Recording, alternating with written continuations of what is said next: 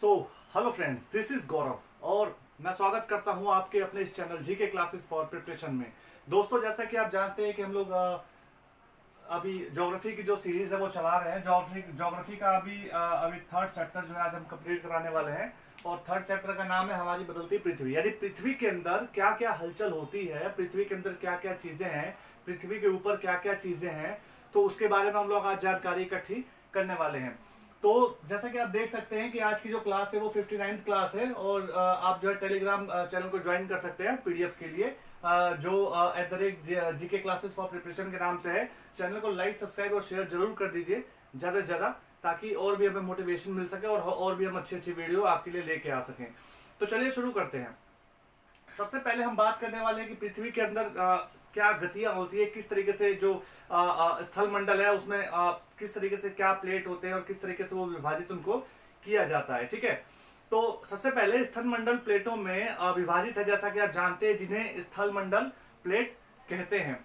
ठीक है, ये प्लेट हमेशा धीमी गति से, यानी आप देखोगे कि धीमी गति से जो हलचल करते रहते हैं और चारों तरफ घूमते रहते हैं। ठीक है, आप देखेंगे कि प्रत्येक वर्ष में ये बहुत ही मामूली, आप देखोगे बहुत ही मामूली तरीके से जो है कुछ मिलीमीटर, आप कह सकते हो कुछ मिलीमीटर जो है इधर से उधर जो है हिलते हैं। ठीक है, पृथ्वी के अंदर आप देखोगे कि जो पिघले हुए मैग्मा में होने वाली जो गति के कारण ऐसा होता है कि आप देखते हो कि पृथ्वी के अंदर जो ये गतियां जो है होती हैं। ठीक है, पृथ्वी के अंदर पिघला हुआ जो मैग्मा होता है एक वृत्तीय रूप में घूमता रहता है। ठीक है, यानी जो पृथ्वी के अंदर जो मैग्मा आप देखेंगे, जो पृथ्वी के अंदर जो मैग्मा होता है जब वो पिघलता है तो उसका असर जो है इनकी पृथ्वी की गतियों के ऊपर पड़ता है। ठीक है, तो इसी के बारे में आज हम जानकारी इकट्ठी करने वाले हैं। ठीक है, तो आप देखेंगे जो प्लेट की इस गति के कारण जो है पृथ्वी के सतह पर भी परिवर्तन देखने को हमें मिलता है। अच्छा, अब हम बात करने वाले हैं कि पृथ्वी की गति को उन बलों के आधार पर विभाजित किया जाता है जिनके कारण ये गतियां उत्पन्न होती हैं। ठीक है, यानी पृथ्वी के अंदर जो आप देखोगे कि जो गतियां हैं उनको विभाजित कैसे किया जाता है, तो उनको दो आधार पर विभाजित किया जाता है। एक आंतरिक भाग के आधार पर, यानी एक आंतरिक रूप से जो घटित होने वाले जो बल है उनके आधार पर, और एक जो बाह्य रूप से जो घटित होने वाले बल है उनके आधार पर। ठीक है, तो जो आंतरिक रूप से जो बल घटित होते हैं, पहले उनकी बात कर लेते हैं।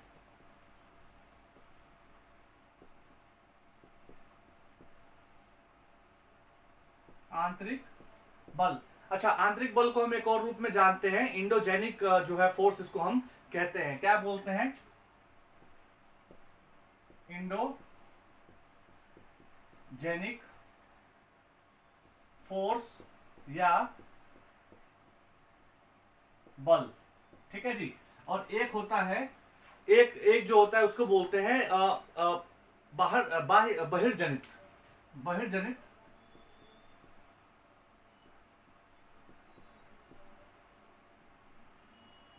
बहिर्जनित बल, यानी इसका दूसरा नाम है एक्सोजेनिक फोर्स।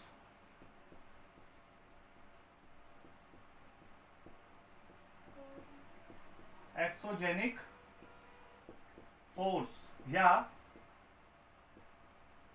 बल। ठीक है जी, तो कहने का मतलब जो आंतरिक, अब इन दोनों के बारे में हम बात करेंगे कि आंतरिक बल कौन सा होता है और बाह्य जो बल होता है वो कौन सा होता है। ठीक है, आप देखेंगे कि हम एग्जांपल ले लेते हैं। सबसे पहले हम बात करते हैं आंतरिक बल के बारे में, यानी आंतरिक बल कौन से होते हैं? आंतरिक बल वो होते हैं जो पृथ्वी के अंदर घटित होने वाले बल होते हैं, यानी जो अचानक से जो है घटित होते हैं और पृथ्वी के अंदर घटित होते हैं। जैसे आप कह सकते हैं भूकंप और ज्वालामुखी, तो ये कौन से होते हैं? भूकंप या ज्वालामुखी। ठीक है जी, भूकंप या ज्वालामुखी, यानी पृथ्वी के अंदर होने वाले जो ये गतियां हैं वो है। ठीक है, अभी हम बात करने वाले हैं पृथ्वी के जो अंदर की जो गतियां हैं उनके बारे में हम एक बार ठीक से जो है एक ग्राफ के माध्यम से जो है चर्चा कर लेते हैं। ठीक है जी, पृथ्वी की गतियां। एक ग्राफ बना लेते हैं।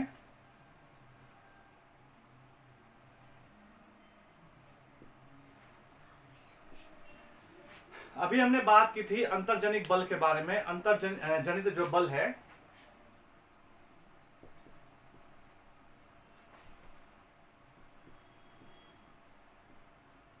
अंतर्जनित बल, और दूसरा जो बल था वो था बहिर्जनित बल।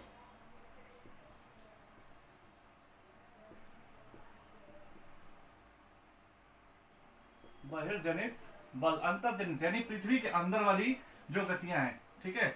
अच्छा, एक खास बात है, अंतर्जनित जो बल है वो दो प्रकार के हैं। एक आकस्मिक बल होता है और एक पटल विरूपण बल होता है, ठीक है। तो आकस्मिक बल के बारे में पहले हम बात कर लेते हैं। आकस्मिक बल, तो आकस्मिक बल कौन से होते हैं? आकस्मिक बल कौन से होते हैं? आप कह सको आकस्मिक बल जो भूकंप होता है, लिख देता हूं मैं, ज्वालामुखी होता है, भूकंप होता है, ज्वालामुखी होता है और भूस्खलन होता है। भूस्खलन यानी पहाड़ों का टूट के गिरना। तो इसके 3 एग्जाम्पल हो गए, ठीक है। अब जो इसका जो दूसरा रूप है वो है पटल विरूपण बल।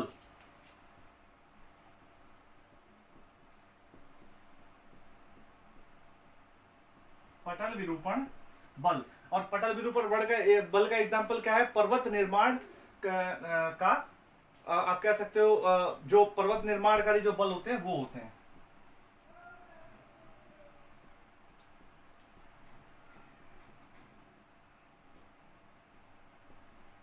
क्योंकि ये भी जमीन के, पृथ्वी के अंदर होता है और बहुत धीमी गति से होता है, ठीक है। और अब बात करते हैं जो बहिर्जनित जो बल है उनके बारे में। यानी आप कह सकते हो कि अपर्दन और निक्षेपण के कारण जो बहिर्जनित जो बल होता है, अपर्दन और निक्षेपण के कारण होता है। यानी इसका कारण क्या होता है?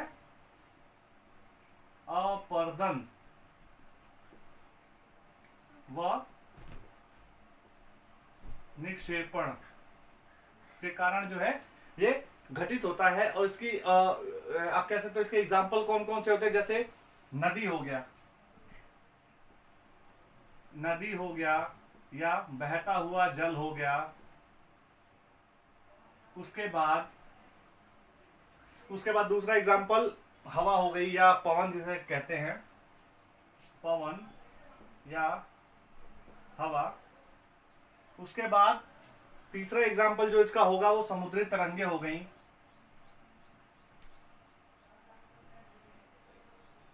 तरंगे हो गई। और जो एक चौथा एग्जाम्पल और ले लेते हैं इसका हम, जो चौथा एग्जाम्पल हो गया वो हिमनद हो गए। इनके बारे में भी हम आगे धीरे धीरे चर्चा करेंगे। इन सब के बारे में जो चर्चा करने वाले, भूकंप के बारे में खास तौर से, ज्वालामुखी भूस्खलन के बारे में खास तौर से हम लोग चर्चा करने वाले हैं, ठीक है। अब हम सबसे पहले, आप इसका स्क्रीनशॉट ले सकते हैं कि किस तरीके से जो है ये गतियां, जो पृथ्वी के अंदर जो गतियां हैं किस तरीके से होती हैं, ठीक है। अब हम बात करने वाले हैं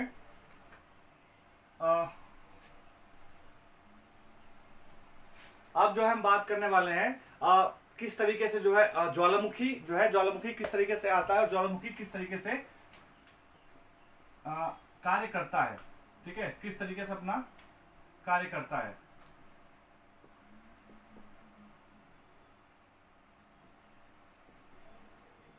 सबसे पहले तो ये है कि ज्वालामुखी है क्या चीज, ज्वालामुखी क्या है, ठीक है।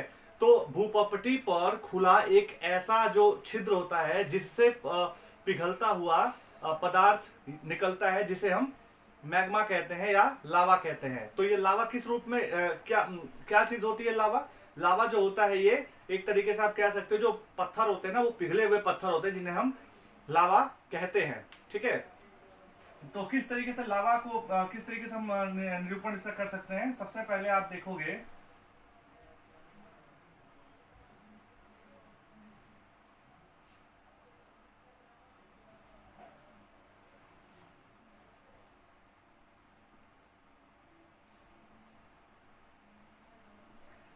ये हो गई आपकी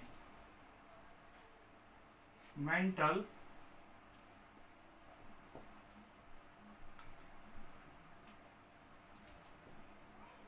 मेंटल ये हो गई आपकी प्रॉपर्टी।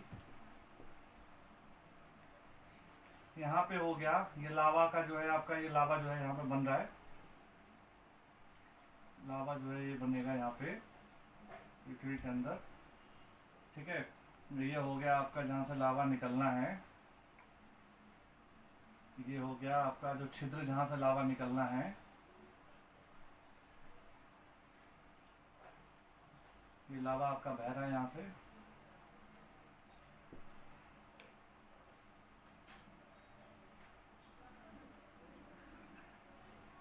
ये लावा पिघल रहा है, ठीक है। यहाँ से जो है आपका धुआं और गैस वगैरह निकलेगी, ठीक है।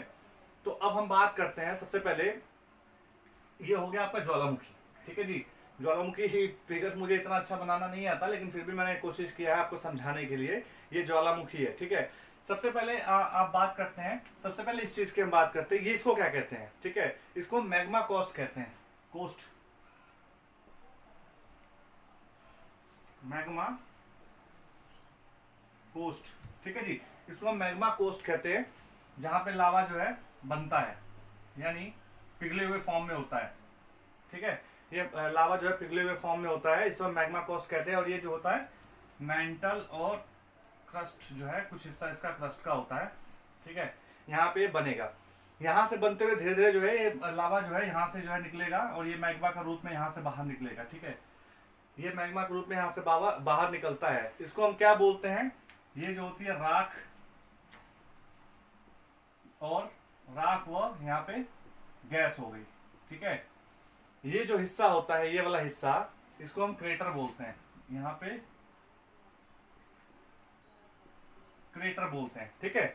अच्छा, क्रेटर के बाद इसको हम निकास किसको बोलेंगे, यहाँ वाले जो हिस्सा होता है इसको हम निकास बोलते हैं, निकास बोलते हैं, ठीक है। इसको हमने निकास बोला, और इसको हम वेंट भी बोलते हैं, क्या बोलते हैं, इसको हम वेंट भी बोलते हैं, ठीक है।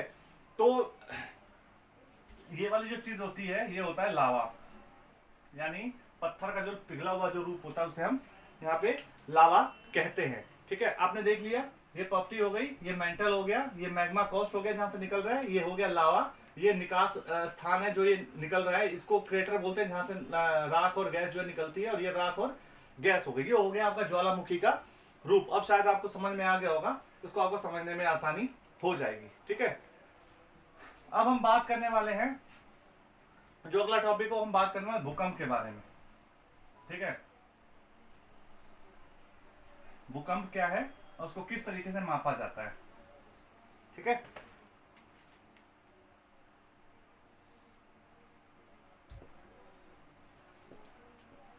भूकंप, फर्स्ट ऑफ ऑल आप जो स्थल मंडलीय प्लेटों में जो गति करने की जो पृथ्वी के सतह पर कंपन होता है, यानी स्थल मंडल के अंदर जो पृथ्वी जो गति करती है, उसके जो गति करने के कारण जो पृथ्वी पर कंपन होता है, ये कंपन को हम पृथ्वी के भूकंप के रूप में जानते हैं। आप कह सकते हैं कि पृथ्वी के चारों ओर जो है गति कर सकता है, ठीक है। भूपट्टी के नीचे वह स्थान जहां कंपन आरंभ होता है उसे हम अधिकेंद्र कहते हैं। क्या कहते हैं, जहां से कंपन आरंभ होता है उसे हम पॉप्टी के जो अंदर जो नीचे स्थान पर कंपन आरंभ होता है उसे हम उद्गम केंद्र कहते हैं, यानी जहां से उद्गम, यानी जहां से स्टार्ट होता है, ठीक है। जहां से भूकंप जो है स्टार्ट होता है उस उद्गम केंद्र को हम क्या बोलते हैं, उद्गम केंद्र बोलते हैं, जहां से स्टार्ट होता है। उद्गम केंद्र के भू सतह पर उसके निकटतम स्थान को हम अधिकेंद्र कहते हैं, यानी जहां से जो स्टार्ट हुआ है भूकंप, उसको हम क्या कहेंगे, उद्गम केंद्र कहते हैं। और वहां उसी स्थान के निकटतम स्थान जहां पर भूकंप पृथ्वी के ऊपर जैसे पॉप्टी के आसपास जब पहुंचता है उसे हम क्या कहते हैं, उसे हम अधिकेंद्र कहते हैं। अधिकेंद्र से जो है कंपन बाहर की ओर तरंगों के रूप में गमन करती है, तरंगों के रूप में जो है गमन करती है, यानी तरंगों के फॉर्म में ये होती है, ठीक है। जिसे पी तरंगे के रूप में, एस तरंगों के रूप में और एल तरंगों के रूप में जानते हैं हम, किन के रूप में जाते हैं? पी तरंगे, एस तरंगे और एल तरंगों के रूप में जानते हैं। जो तरंगे होती हैं, पी तरंगों को अनुदैर्ध्य तरंगे कहते हैं हम।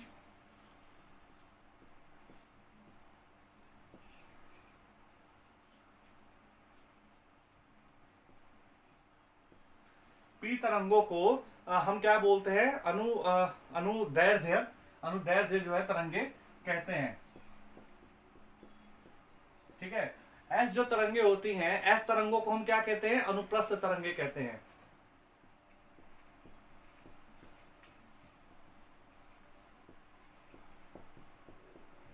अनुप्रस्थ तरंगे कहते हैं। और एल तरंगों को क्या कहते हैं?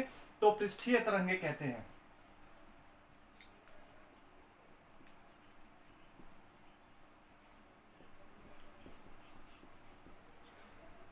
पृष्ठीय तरंगे कहते हैं। अच्छा, जैसा कि आप जानते हैं, जो अचानक होने वाली चीजें हैं उनके बारे में हम भविष्यवाणी तो कर नहीं सकते, है ना। तो भविष्यवाणी ना करके अगर भूकंप आता है तो इसके लिए हम तैयारी पहले से कर सकते हैं। अच्छा, कुछ ऐसी चीजें हैं जिनसे खास तौर से जो है हम लोग जिनसे पता कर सकते हैं कि भूकंप जो है आने वाला है। कैसे? जानवरों के, आप कह सकते हैं जो जानवर है, जानवरों के हाव भाव से हम पता कर सकते हैं, क्योंकि जानवर बेचैन हो उठते हैं। ठीक है। अगर मान लीजिए किसी जगह पर मछलियां हैं, मछलियां जैसे तालाब में हैं या किसी और जगह पर मछलियां हैं, तो वो उनका जो है, उनकी बेचैनी जो है हम देख सकते हैं कि मछलियों की बेचैनी होने लग जाती है। उनको कहीं ना कहीं अनुमान हो जाता है। सांप होते हैं, सांपों से पता कर सकते हैं, क्योंकि सांप बिल से बाहर आना शुरू कर देते हैं। अच्छा, भूकंप जो है कैसे मापा जाता है? तो भूकंप जो है सिस्मोग्राफ जैसे कह सकते हो, सिस्मोग्राफ के थ्रू, यानी भूकंप लेखी जो यंत्र होता है उससे जो है भूकंप को मापा जा सकता है। और भूकंप की जो तीव्रता है वो रिक्टर स्केल पर मापी जाती है। किस पे मापी जाती है? रिक्टर स्केल पर मापी जाती है। ठीक है। अच्छा, अगर भूकंप 2 रिक्टर स्केल पर आया हो तो उससे ना के बराबर हानि होती है। ठीक है। 5 की तीव्रता पर आया हो तो 5 की तीव्रता पर आने पर आप देखोगे कि जो चीजें होती हैं वो गिरनी शुरू हो जाती हैं। वस्तुओं के गिरने से जो है उसमें जो है खतरा पैदा होना शुरू हो जाता है। टूटना यानी क्षति वगैरह होने के जो चांसेस है वो बढ़ जाते हैं। उसके बाद जो है 6 की तीव्रता पर अगर आता है भूकंप तो ये शक्तिशाली माना जाता है, 6 की तीव्रता वाला भूकंप। और 7 की जो तीव्रता वाला भूकंप है वो बहुत ज्यादा शक्तिशाली, बहुत खतरनाक माना जाता है, क्योंकि इससे बिल्डिंग्स वगैरह गिरने लग जाती हैं। ठीक है। इससे काफी जो नुकसान हो सकता है। चलिए, अब हम बात करते हैं स्थलाकृतियों के बारे में। जो मुख्य स्थलाकृतियां वो कौन कौन सी हैं, उनके किस कारण से वो बनती हैं। ठीक है।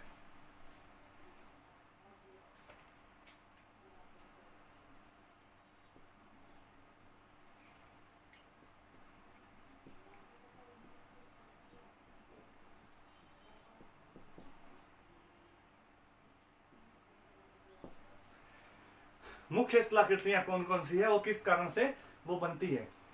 आप देख सकते हैं अपक्षय और अपर्दन नामक दो प्रक्रम जो होते हैं वो आप देखोगे कि दृश्य भूमि, जिन प्रक्रमों के द्वारा जो दृश्य भूमि है वो लगातार निर्धारित होती रहती है। पृथ्वी की सतह पर शैलों के टूटने से अपक्षय की क्रिया होती है। आप जानते हैं कि जो शैल टूटते हैं, शैलों के टूटने से अपक्षय की क्रिया होती है। और भूदृश्य पर जल, पवन, हिम जैसे जो विभिन्न घटकों के द्वारा होने वाले क्षय को अपर्दन कहते हैं। यानी आप देख सकते हो कि अपर्दन क्या होता है।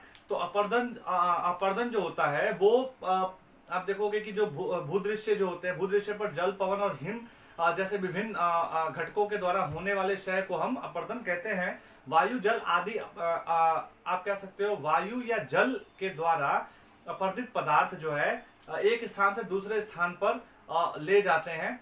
यानी जो वायु होता है और जो पवन होता है वो आप कह सकते हो जो अपर्दित जो पदार्थ होते हैं ना, उनके द्वारा एक स्थान से दूसरे स्थान पर ले जाया जाता है और एक स्थान से दूसरे स्थान पर उसको निक्षेपित किया जाता है, यानी उनको इकट्ठा किया जाता है। ठीक है। तो आप देखोगे कि मुख्य कार्य किसका हो गया? वायु का, जल का, और आप कह सकते हो कि किस तरीके से जो है ये अपना काम करते हैं। ठीक है। और अपर्दन व निक्षेपण के जो ये प्रक्रम है पृथ्वी के धरातल पर विभिन्न स्थलाकृतियों का निर्माण करते हैं। ठीक है, आप देखोगे जल किस तरीके से जो है मिट्टी का निर्माण करता है, एक जगह से दूसरी जगह जो पत्थर को काट के ले जाता है, पत्थर को बहा के ले जाता है। ठीक है, बाढ़ वगैरह आती है तो आप देखते हो ना कि एक जगह से जो है मिट्टी कट रही है और दूसरी जगह जाके इकट्ठी हो रही है। ठीक है, इसी तरीके से अब हम बात करने वाले हैं कि नदी के क्या कार्य होते हैं, जल के बारे में, यानी नदी के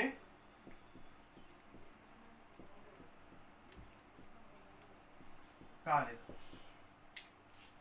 ठीक है, नदी के क्या कार्य हैं। नदी के जल जो है जो नदी का जो बहता हुआ जो जल है भूमि के अपर्दन का जो है कारण माना जाता है, और जिसे हम जल, जैसे आप कह सकते हो जैसे नदी का जो जल है वो जल प्रपात भी बनाता है ना। जल प्रपात कैसे बनाता है, जल प्रपात का मतलब कि जैसे किसी ऊंचे भूखंड से यानी किसी पहाड़ी से जब जल नीचे की तरफ गिरता है तो झरने के रूप में गिरता है ना, तो अपने साथ वो पत्थर कह सकते हो, मिट्टी का बहाव इस तरीके से जो लेके जाता है। अच्छा, जब जो नदी होती है वो जब आप कह सकते हो कि जब नदी जो है वो बहती है, मैदानी इलाकों में बहती है, तो वो जो उसमें जो प्रवेश करती है ना, तो वह मोड़दार मार्ग पर बहने लगती है, जिसे हम विसर्प कहते हैं। विसर्प किसे कहते हैं, नदी जब बहती है, विसर्प देख लीजिए, बहुत इंपॉर्टेंट चीज है ये, कई बार क्वेश्चन में पूछा जाता है, कई बार जो है एग्जाम के पॉइंट ऑफ व्यू से बहुत इंपॉर्टेंट हो जाता है, क्योंकि कई बार एग्जाम्स में पूछा जाता है। तो जो नदी जो होती है जब मैदानी क्षेत्रों में प्रवेश करती है तो वो मोड़दार मार्ग, जैसे मोड़दार यानी घुमावदार मार्ग जो है, ऐसे ऐसे घुमावदार मार्ग जो है वो बनाती हुई चलती है। ठीक है, ऐसे घुमावदार मार्ग जो है, ये थोड़ा सा सीधा हो गया, इसको थोड़ा और टेढ़ा कर देते हैं, ये है इस तरीके से है, घुमावदार मार्ग जो है बनाती हुई चलती है। तो जब ये घुमावदार मार्ग बनाने लगती है तो हम इसको क्या बोलते हैं, विसर्प, यानी सांप के आकार का मार्ग बनाती है। ठीक है, अब हम बात करते हैं चाप झील क्या होती है।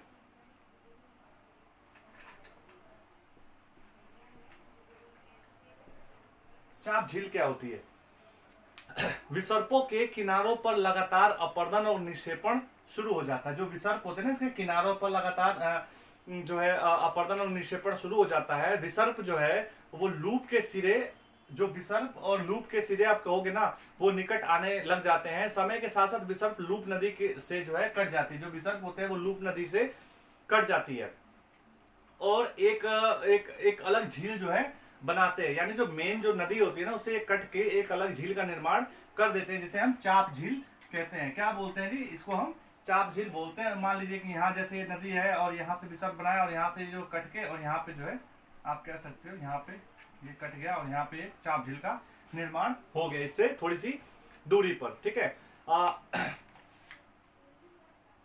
नदी का तटों के बाहर जो बहना अवसादों का निक्षेपण करता है, यानी नदी का जो तट है ना, नदी के जो तट के बाहर जब पानी जाता है तो वो क्या करता है, वो अवसादों का निक्षेपण करना शुरू कर देता है। ठीक है, नदी जो है समुद्र जो तक जब पहुंचती है तो नदी कई धाराओं में विभाजित हो जाती है। यानी आप देखोगे जब जो नदी होती है जब वो समुद्र तट पर पहुंचती है, नदी जो होती है जब वो समुद्र तट पर, ये मान लीजिए नदी है, ये बह रही है नदी, और जब समुद्र तट पर पहुंचती है तो कई भी तरीकाओं में विभाजित हो जाती है, कई हिस्सों में विभाजित हो जाती है। जैसे पेड़ों की शाखाएं होती है ना, तो इस तरीके से ये भी जो है विभाजित हो जाती है, जिसे हम वितरिका, जिसको हम जो है क्या कहते हैं, इसको हम वितरिका कहते हैं। ठीक है, वितरिका क्या बोलते हैं, इसको हम वितरिका बोलते हैं। ठीक है, तो ये पानी से रिलेटेड जो है नदी से रिलेटेड जो चीजें हैं। ठीक है, अब डेल्टा क्या होता है, डेल्टा भी इसका एक भाग है। जो सभी मुहाने हैं ना, जो सभी मुहाने जैसे बने हुए हैं, सभी मुहानों पर जो है अवसादों के संग्रह को हम डेल्टा कहते हैं। यानी नदी के द्वारा बहाकर लाए गए जो अवसाद होते हैं उनका जो संग्रह होने लग जाता है ना, तो उसको हम क्या बोलते हैं, उसको हम डेल्टा बोलते हैं। ठीक है, अब हम समुद्री जो हलचल है, समुद्री हलचलों के बारे में बात करेंगे। किसके बारे में बात करेंगे, समुद्री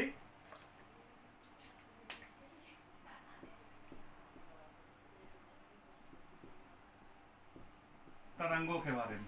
समुद्री तरंगों से क्या मिलता है और क्या चीजें हम का निर्माण हो सकता है। ठीक है, समुद्री तरंगों के क्या कार्य होते हैं? ठीक है, समुद्री तरंग के अपवर्तन और निक्षेपण तटीय स्थलाकृतियां बनाते हैं। यानी समुद्री जो तरंगे होती हैं इसके कारण स्थलीय जो है आप कह सकते हो स्थलाकृतियां जो है बनती है। ठीक है, समुद्री तरंगों समुद्री जो तरंगे हैं शैलो, जो आप देखोगे जो उसके किनारे जो शैले होती है ना, शैलों से टकराती हैं, नहीं शैलों से जो टकराती है और जो है दरार बनाती है। समय के साथ दरार जो है चौड़ी होती जाती है, जो पतली पतली जो दरारें हैं वो चौड़ी होती जाती हैं। और समुद्री जो आप देखोगे कि उससे जो समुद्री गुफा का जो निर्माण होता है। ठीक है, क्या बनता है जी? समुद्री गुफा का निर्माण होता है, समुद्री गुफा बनती है। ठीक है, समुद्री गुफा बन गई। अब इन गुफाओं के बड़े होते जो जो ये गुफाएं है ना वो धीरे धीरे बड़ी होती जाती हैं। ठीक है, वो गुफाएं जो धीरे धीरे बड़ी होती जाती हैं और इनमें से केवल छत बचती है। ठीक है, इनमें से केवल छत बचती है जिसे हम तटीय मेहराब कहते हैं। क्या बोलते हैं? तटीय मेहराब। आपने देखा होगा जब आप कभी किसी जैसे मुगलों के काल के समय की अगर हम बात करें तो मुगलों के काल के समय में आपने देखा होगा किस तरीके से मेहराब बनाए जाते थे। ऊंचे ऊंचे मेहराब होते थे ना, उनकी छत जो कितनी चौड़ी होती थी, किस तरीके से गोल आकृतियां ले लेते थे, है ना, किस तरीके से बनाए जाते थे जो मेहराब। मुगलों के समय की बात अगर उनकी बिल्डिंगों की हम बात करें तो अगर आप लाल किला गए हो या आपने कुतुब मीनार के अगर भ्रमण किया हो, वहां पे अगर वो चीजें देखी हो तो आपको देखने को मिल जाती हैं जो मेहराब होते हैं ना, किस तरीके से मेहराब बनाए जाते थे। उसी तरीके से यहाँ पे भी आप देखोगे जो समुद्री गुफा है ना वो तटीय मेहराब जो है किस तरीके से उसके रूप में परिवर्तित हो जाते हैं। लगातार अपरदन के कारण जो है छत भी ये जो है अपरदन जो होता है वो छत भी इससे टूट जाती है। ठीक है, केवल दीवारें बचती हैं। ठीक है, जो केवल दीवारें बचती हैं इन दीवारों को हम स्टैक बोलते हैं। क्या बोलते हैं? स्टैक कहते हैं। यानी मेहराब के टूट जाने के बाद केवल दीवारें बचती है जिनको हम स्टैक कहते हैं। ठीक है, इसको हम स्टैक जो है कहते हैं।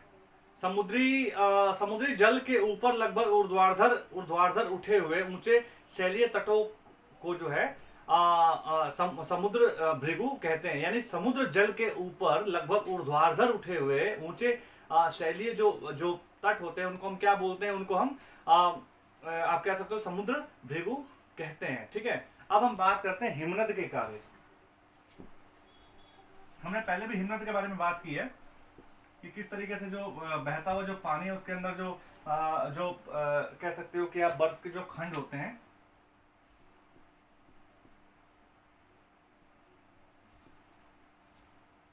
हिमनद, जो हिमनद होते हैं, हिमनद के क्या कार्य हैं?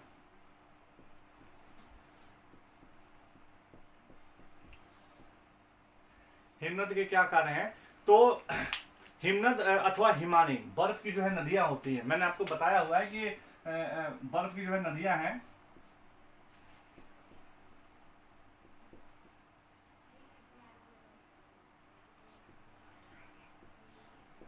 बर्फ की जो है ये नदियां होती हैं।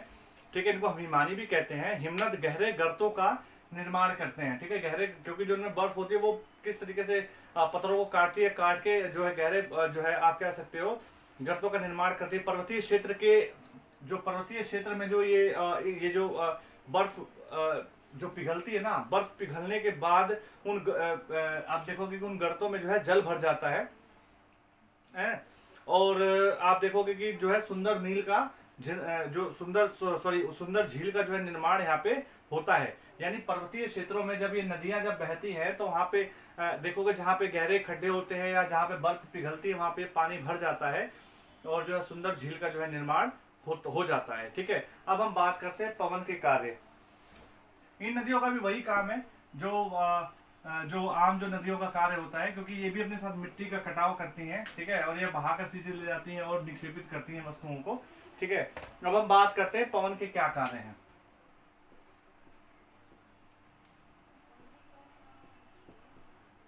पवन के कार्य यानी हवा के कौन से कार्य होते हैं? हवा कौन कौन से कार्य करता है? रेगिस्तान की अगर हम बात करें तो आप जानते हैं कि रेगिस्तान में पवन किस तरीके से कार्य करता है। अपरदन एवं निक्षेपण का प्रमुख जो कारण जो होता है, क्योंकि पानी है नहीं वहां पे, तो जो अपरदन एवं निक्षेपण का प्रमुख कारण क्या है? वो हवा का काम है। रेगिस्तान में हम आप देखते हैं कि छत्रक के आकार के शैल हमको देखने को मिलते हैं। क्यों मिलते हैं? क्योंकि जो हवा जो बहती है ना, उनका आकार खुम्बी की तरह हो जाता है। ठीक है जी, खुम्बी की तरह उनका आकार हो जाता है, जिनको छत्रक शैल बोला जाता है। इस तरीके से उनके खुम्बी का आकार का ये छत्रक शैल हो जाते हैं, क्योंकि जो पवन होती है ना वो यहाँ चीजों यहाँ जो इस पत्थरों को इन पत्थरों को काटती है।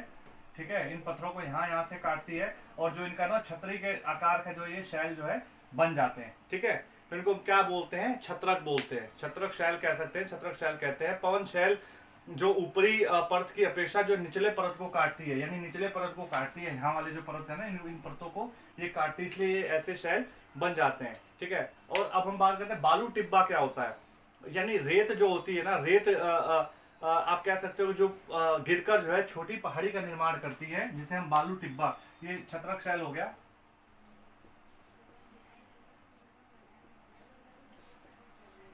अब हम बात करते हैं बालू टिब्बा के बारे में। बालू टिब्बा क्या होता है? जब हवा बहती है, हवा बहने के बाद, हवा जब बहती है, हवा बहने के बाद जब हवा रुकती है ना, तो एक जगह जो छोटी छोटी जो बालू के जो छोटे कण होते हैं वो एक जगह इकट्ठे हो जाते हैं, एक पहाड़ी का निर्माण करते हैं, छोटी पहाड़ी का निर्माण करते हैं, जिसे हम बालू टिब्बा कहते हैं। बालू का जो है आप कहोगे कि बालू का जो विस्तृत क्षेत्र में निक्षेपण, बालू का जो बड़े से क्षेत्र में जो निक्षेपण होना जो है लोएस कहलाता है। क्या कहलाता है? लोएस। बालू का बड़े क्षेत्र में निक्षेपण होना लोएस कहलाता है। और लोएस जो है इसका एग्जांपल आपको चीन में देखने को मिलेगा, यानी चीन में बहुत ही बड़ी मात्रा में आपको देखने को लोएस मिल जाएगा। ठीक है, तो हमारी बदलती जो पृथ्वी के ये जो चैप्टर था वो चैप्टर 3 था, और चैप्टर 3 में हमें यही चीजें पढ़नी थी आज। ठीक है, तो ये हमने क्या क्या इसमें चीजें जो है सीखी हैं। तो हमने भूमंडलीय प्लेटों के बारे में बात की। ठीक है, कौन कौन सी अंतर्जनिक बल होते हैं, कौन कौन से बाह्यजनिक बल होते हैं। ठीक है, आकस्मिक बल कौन से होते हैं, पटल निरूपण बल कौन से होते हैं, बहिर्जनित बल कौन से होते हैं। हमने ज्वालामुखी के बारे में बात किया, हमने भूकंप के बारे में बात किया। ठीक है, हमने स्थलाकृतियों के बारे में बात की। ठीक है, कौन कौन से स्थलाकृतियां और क्या क्या उनके कारण हैं। ठीक है, हमने नदी के बारे में बात की, हमने प्रमुख तरंगों के बारे में, जो समुद्री तरंगे उनके बारे में बात की, हमने हिमनद के बारे में बात की, हमने आप देखोगे पवन के जो कार्य हैं उसके बारे में हमने बात की। तो हमने इन सारी चीजों को आज इस चैप्टर में कवर किया है। उम्मीद करता हूं कि आज की क्लास आपको अच्छी लगी होगी, और ज्यादा से ज्यादा लाइक और सब्सक्राइब करिए। ठीक है, और चैनल को शेयर करिए। ठीक है, यूट्यूब पर @गौरव के मिस्टर 95 के नाम से चैनल को देख सकते हैं, और ज्यादा से ज्यादा लोगों को शेयर करिए, क्योंकि जो अब जैसे जैसे क्लासेस आगे बढ़ रही है ना, ये इंपॉर्टेंट चीजें होती जा रही हैं। ठीक है, एग्जाम के पॉइंट ऑफ व्यू से आप देखोगे कि जो आने वाले समय में और भी स्पेशल क्लासेस लेके आते रहेंगे। अभी 1-2 दिन जो है, अभी थोड़ी सी बीच में कुछ अर्जेंट वर्क के कारण 1-2 क्लासेस नहीं हो पाई, जो रेगुलर क्लासेस हम लोग ले रहे हैं। ठीक है, अब से जो है रेगुलर क्लासेस हम लोग आप लोगों के लिए जो है ऑर्गेनाइज कर रहे हैं। ठीक है, कोशिश करेंगे कि और ज्यादा से ज्यादा और अच्छी जो रोचक क्लासेस आपके लिए लेके आए, और इम्पोर्टेंट जो है क्लासेस जो है आपके लिए और लेकर आए, जो एग्जाम के पॉइंट ऑफ व्यू से बहुत ज्यादा इंपॉर्टेंट है। तो आज के लिए इतना ही इस चैप्टर के साथ। फिर हम हाजिर होते हैं एक नए चैप्टर के साथ। तब तक उम्मीद करता हूँ कि आप लोग स्वस्थ होंगे, मस्त होंगे, अपनी तैयारियों में लगे होंगे। ठीक है, इसी के साथ नमस्कार, धन्यवाद।